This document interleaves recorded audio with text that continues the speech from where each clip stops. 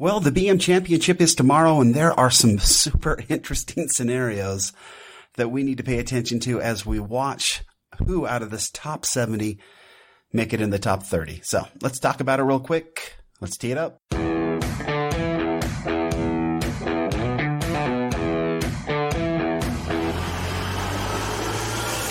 Welcome to Data Access Golf, your home for rapid golf improvement. And now, from the thin air of the Rocky Mountains, next on the number one tee, your host, Aaron Stewart. Hey everyone, Aaron Stewart from Data Access Golf, the podcast. Thanks for joining me here today. I am actually coming to you from not from the studio, which is, again, not a studio at all, just the desk in my office. I'm actually coming to you from a lovely basement in the suburbs of Denver, and had a great day today. We came in, my son and I came in on a plane this morning, and then checked into a conference we're attending for the next few days, and then we drove into Denver and got to meet up with some dear friends, one of whom has been with me for the last 10, 12 years in the mastery program with Fred Shoemaker, and he and I are probably the two geekiest guys when it comes to technology and golf that I know of. And my son had to, at one point, suffer through us really geeking out on some really cool stuff. But we took some time looking at some swing bite information and data, and then we also listened to a video from Fred that he'd sent back, and then talked a little bit about some of the stuff that we were seeing in his swing from swing bite, and also this it's like a hack motion kind of a contraption that hooks onto your wrist and your forearm and measures the movement essentially of your wrist in the golf swing. And that was pretty fun to look at and mess with and discuss. So, but yeah, when we go deep, we go deep. And we had a good time doing that today. But went out to dinner with them, had a great night, kind of scene. They showed us showed us their Denver, which was really super fun to see. And we had a great night. It was really awesome. But anyway, I wanted to jump in here before my voice is probably a little low because I don't want to wake anybody up. My poor boy, he fell asleep pretty close to when he laid down. So, but anyway, so there's this idea, right? When we go into the PGA Champion, when we go into the tournament, the playoffs, they tell us that there's a lot of volatility going on within this event, and I don't know if volatility has always been really the case. It's been more of, because we really didn't understand how it all worked, it was always a bit of surprise, right? At the end of the tournament, we never knew who was going to win what. So like last year, you've got Tiger Woods who wins the Tour Championship, the tournament itself, and you've got Rory McIlroy who becomes your FedEx Cup winner. And so you had two, victors, I guess, there, and it was sort of an interesting situation. And anyway, they've taken steps, obviously, to prevent that.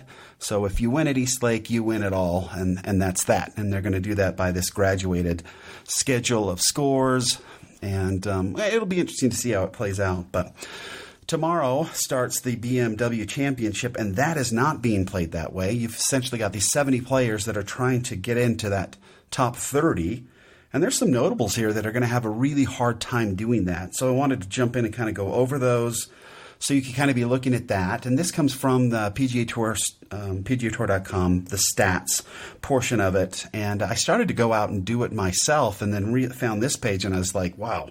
They'd already done all the work for me, but it's super fascinating to kind of get an idea of who really has a chance and who doesn't. And I really like the way that the PGA Tour kind of set it out. They basically said, look, you take the top 22, and statistically speaking, it's going to be very hard for anybody below that to really knock these top 22 out, because they have such a handy points lead on everybody else.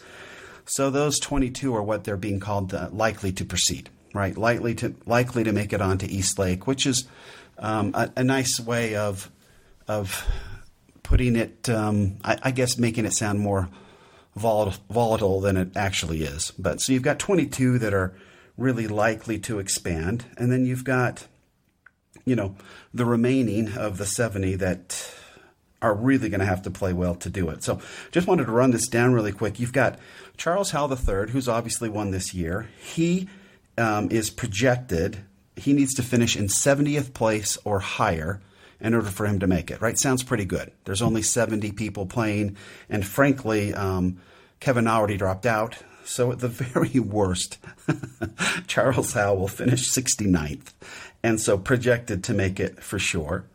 Then Tommy Fleetwood, it says here, again, to make it into that top, he's got to finish 44th or better, okay, out of 70 players.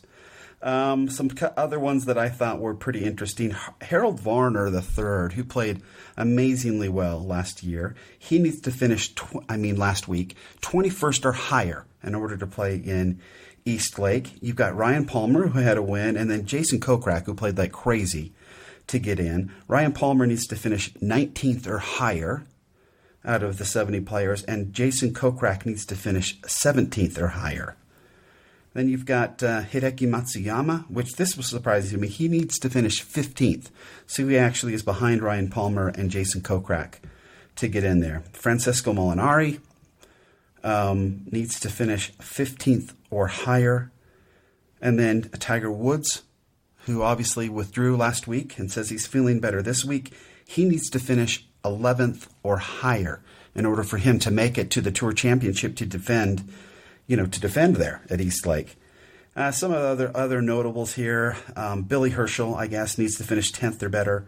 Ian Poulter needs to finish 10th or better. So I'm hoping for 11th or worse for Ian Poulter. Jordan Spieth needs to finish 9th or better. So essentially do exactly what he did last week, and he will continue and play on at East Lake. Jason Day needs to finish 5th or better. Kevin Na withdrew. Oh, Collin Morikawa. In fact, I wanted to talk about Collin a little bit because there was a discussion. In fact, I did a whole podcast on it, and I got a question from Rick. Rick was his name.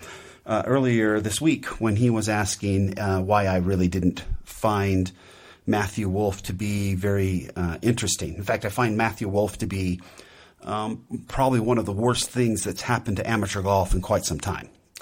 But, and then at that particular time, when Matthew Woolf had won that tournament and Collin Morikawa was, second and right on his heels, I came out and said, hey, if you had me choose one of the two swings that I could use the rest of my life, I would take Collins any day of the week. I mean, nobody would want to touch. I mean, I'm suffering injuries as it is. I try to swing like Matthew Woolf, and I may not walk again. I mean, it's just a disaster. I just find it.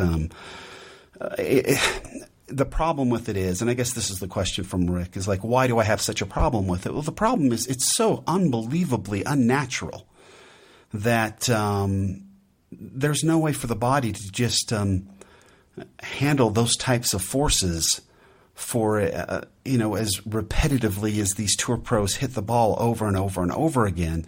I don't care how much you work out. I mean, look at Tiger Woods. You do the same thing poorly enough times, you're going to get hurt. And I just think Matthew Woolf is going to get hurt. And then you look at the variability in his golf swing. He's not as consistent as Collin Morikawa. And I know everybody freaked out because he, made that. I mean, come on. He made that bomb on the 18th hole to win the tournament. Collin Morikawa really should have topped him there. At least put it on top of him. He had the better putt. He hit the better approach shot. I realize that's golf, but I mean, since that time, Colin's still playing, and Wolf isn't.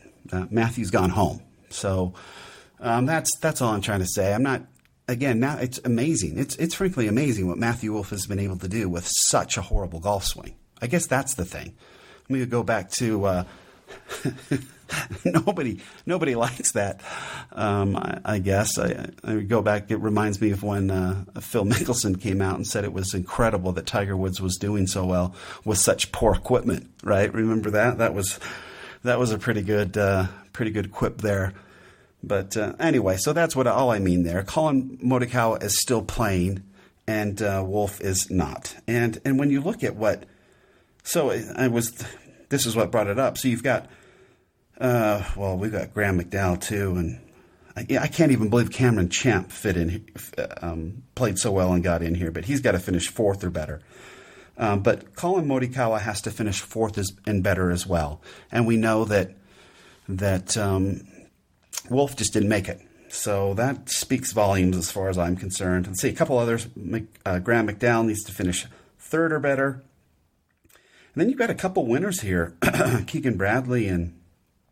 I mean, they've got to... You're going to have some winners, it looks like, on the PGA Tour that are not going to make it to Eastlake and the Tour Championship, which I am quite amazed by. I mean, it's not enough just to win anymore. You've got to win and play consistently now with this new format, or you're just not going to make it. And so that's pretty amazing as well. So anyway, those are the things to keep an eye out for. Obviously, for the folks listening to, hey, we're looking, Phil Mickelson's got to finish 6th. Jordan Spieth's got to finish 9th or better. And really, Charles Howell III is going to be in for sure. Tommy Fleetwood will probably have no problem. Oh, Shane Lowry, he's got to finish 29th or better. Right? A major champion winner. He just didn't play enough over here to pick up enough points. But we'll see how it goes tomorrow. Looking forward to it. Hope you are as well. Hope you are planning on playing a little golf here I'm definitely feeling cooler temperatures in the morning as I go to work. So hopefully get out and play a little bit. And until next time, this is Aaron Stewart saying better data always means better golf. It's too late. Good night. Thanks for listening to Data Access Golf with Aaron Stewart. Check us out online at dataaccessgolf.com, and we'll see you on the next episode.